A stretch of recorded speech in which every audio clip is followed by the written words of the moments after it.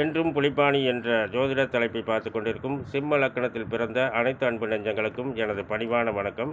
இன்றைய பதிவில் சிம்ம லக்கணத்தில் ஆண் பெண் ஜாதகம் அமைய வேண்டுமென்றால் எந்த நட்சத்திர பாதத்தில் அமைந்தால் அது சரியாக கணிக்கப்பட்டுள்ளது அப்படிங்கிறத இப்போ நாம் தெளிவாக பார்க்கலாங்க.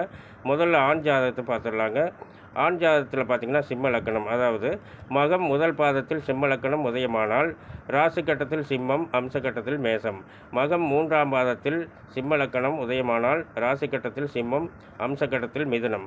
பூரம் முதல் பாதத்தில் சிம்ம லக்கணம் உதயமானால் ராசி கட்டத்திலும் சிம்மம், அம்ச கட்டத்திலும் சிம்மம்.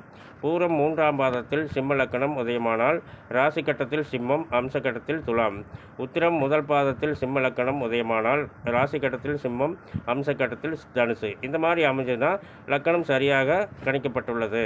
அடுத்தது பார்த்திங்கன்னா பெண் ஜாதகத்தை பார்த்துடலாங்க. சிம்ம லக்கணம் பெண் ஜாதகம். மகம் இரண்டாம் பாதத்தில் சிம்ம லக்கணம் உதயமானால் ராசி கட்டத்தில் சிம்ம லக்கணமாகவும் அம்ச கட்டத்தில் ரிஷப லக்கணமாகவும் அமையும்.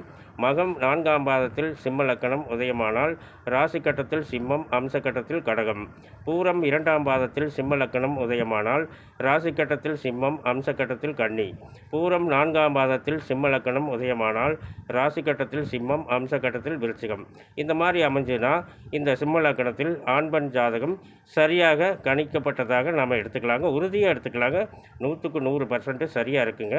அனைவரும் பார்த்து பயனடைய வேண்டும். மேலும் விவரங்கள் அறிய என்றும் புலிப்பாணி என்ற ஜோதிட தலைப்பை பாருங்கள். நன்றி, வணக்கம், நல்வாழ்த்துக்கள்.